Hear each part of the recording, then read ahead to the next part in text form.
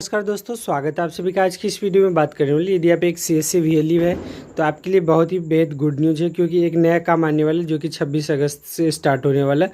तो इसके बारे में हम आपको पूरा कंप्लीट जानकारी देने वाले, पूरे स्टेप बाय स्टेप आपको समझना होगा। यहाँ पे बिल्कुल हम हिंदी में समझा रहे हैं और आपको एक भी स्टेप मिस नहीं करना, पूरा जानकारी आपको देने वाले हैं। तो यहाँ जो भी आपका कस्टमर है उसका जो है आप पंजीकरण कर सकते हो, और साथ ही साथ क्या क्या डॉक्यूमेंट लगेगा और किस किस का आप कर सकते हो, तो ये सारा जानकारी आपके साथ में शेयर करने वाले हैं। ऑर्गेनाइज्ड वर्कर है, सिर्फ उसी का यहाँ पे जो आपको पंजीकरण करना है, जिसमें कि यहाँ पे जो दिया हुआ है, भारत में असंगठित क्षेत्र में 43.7 करोड़ कामगार काम कर रहे हैं।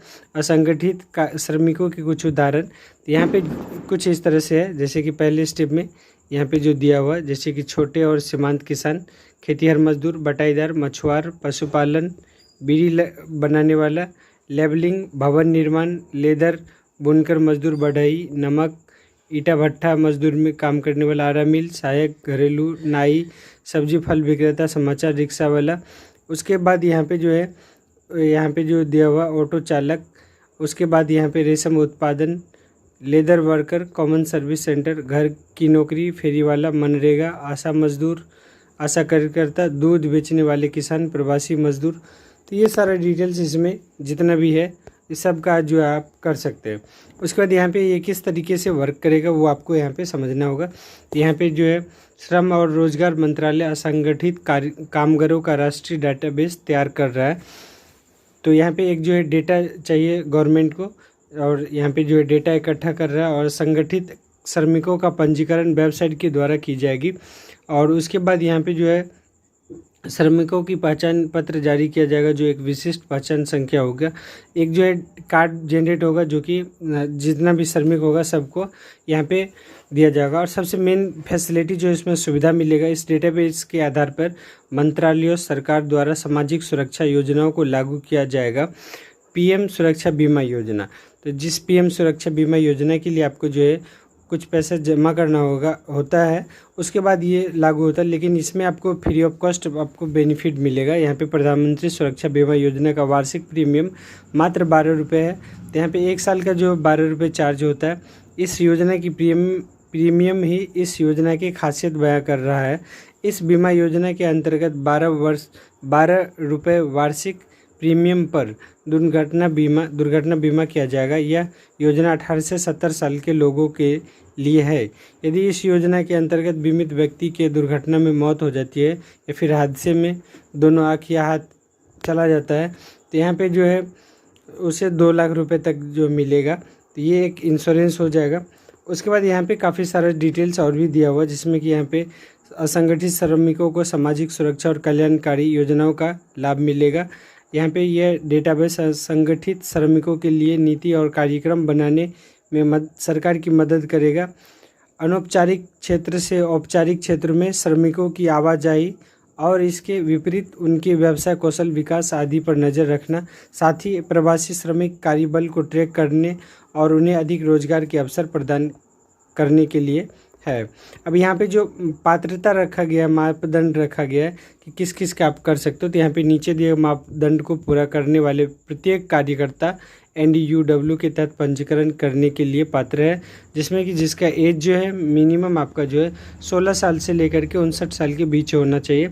आयकर दाता नहीं होना चाहिए, किसी भी तरह का वो टैक्स पेयर नहीं होना चाहिए, EPFO और ESI का सदस्य नहीं होना चाहिए। यदि आपको जो है ESI और PF का यहाँ पे अकाउंट बना हुआ, आपको दोनों बेनिफिट मिल रहा है, तो आप इसका लाभ नहीं ले सकते, आप इसका पंजीकरण नहीं कर सकते। असंगठित श्रमिक श्रेणियों में काम करना चाहिए। तो ये जो ऑप्शन है आपको, जो कि पहले ही आपको बता दिए, तो कुल मिलाकर के ये जो लिस्ट है इसमें से जो भी रहेगा इस श्रेणी में जो भी आ रहा है, तो उसका आप यहाँ पे पंजीकरण कर सकते हैं। अब बात करते हैं रजिस्ट्रेशन करने के लिए क्या क्या चीज़ का ज़रूरत पड़ेगा। तो सबसे पहले आपका जो है अनिवार्य आधार नंबर का उपयोग कर अनिवार्य ई-KYC के माध्यम से जो है यहाँ पे पंजीकरण होगा। तो ई-KYC में आपको जो है OTP के माध्यम से, अगर आपके आधार कार्ड में नंबर जुड़ा हुआ है तो भी आप कर सकते हैं। अगर नहीं जुड़ा हुआ है तो आपके पास में 2 ऑप्शन है, फिंगरप्रिंट और आँख वाला जो होता है IRS, इसके साथ साथ आपको जो है करना होगा। उसके बाद एक्टिवेट बैंक अकाउंट, उसके बाद एक्टिवेट मोबाइल नंबर, ये दोनों चीज़ आपको कन्फर्म चाहिए। उसके बाद यहाँ पर जो आपको इस तरह से आपको मिल जाएगा। उसके बाद यहाँ पे ऑप्शनल में जो ऑप्शन दिया हुआ वो इसमें एजुकेशन सर्टिफिकेट आपको देना होगा, इनकम सर्टिफिकेट, और उसके बाद यहाँ पे जो भी आप व्यवसाय कर रहे हो उसका स्किल सर्टिफिकेट यदि आपके पास में है तो ये ऑप्शनल है। यदि आप देना चाहो, अगर आपके पास में है तो आप दे सकते हो, अदरवाइज आप नहीं भी दे सकते हो। अब इसमें CSC का किस तरह से भूमिका होगा वो यहाँ पे आपको समझा रहे हैं। यहाँ पे देश भर में 43.7 करोड़ संगठित कामगारों के पंजीकरण में सहयोग, पंजीकृत UN में श्रमिकों के अनुरोध अपडेट करने का भी काम आपको मिलेगा। स्थानीय स्तर पर NDUW की हिमायत, असंगठित कामगारों को रजिस्टर और UN कार्ड सौंपे। A4 पेपर पर आपको जो है कार्ड देना है। प्रति नए पंजीकरण पे आपको जो जितना भी आप नया पंजीकरण करोगे उसमें आपको 20 रुपये का जो है कमीशन दिया जाएगा। लेकिन इस 20 रुपये में आपको जो है यहाँ पे ध्यान रखना है, जो CSC VLE और CSP SPBB के बीच यहाँ पे जो है 80 और यहाँ पे 20 के राशन में विभाजित किया जाएगा। तो यहाँ पे जो दो यहाँ पे रेट रखा गया हुआ, यहाँ पे 80 रुपये या फिर परसेंटेज है, ये आपको जो है वहाँ पे 20 रुपये करके आपको प्रति कार्ड जो आपको दिया जाएगा। जो भी आप जितने भी आप रजिस्ट्रेशन करोगे उसके हिसाब से आपको दिया जाएगा। अपडेट सुविधा भी उपलब्ध रहेगा, जिसमें कि आप जो है अपडेट अगर यदि आप किसी का करते हैं कार्ड में किसी भी तरह का मिस्टेक वगैरह हो जाए तो 20 रुपये आप उससे चार्ज कर सकते हो। ये CSC की तरफ से यहाँ पे नोटिफिकेशन मिला है।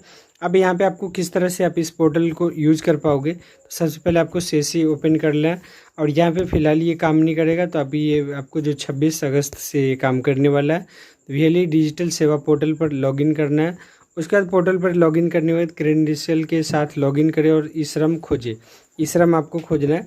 तो जैसे आप ई-श्रम खोजोगे आपके सामने में कुछ इस तरह से डैशबोर्ड दिखाई देगा। ये वेबसाइट पर रिडायरेक्ट करेगा।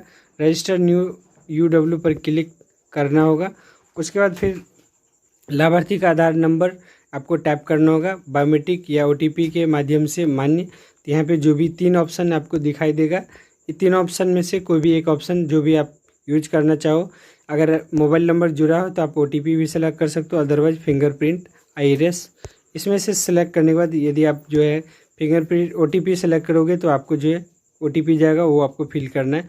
अदरवाइज यहाँ पे कैप्चा ऑप्शन जो दिखाई दे रहा है इसके ऊपर में एक क्लिक कर देना है और यहाँ पे आपका जो फिंगर को कैप्चर कर लेना है।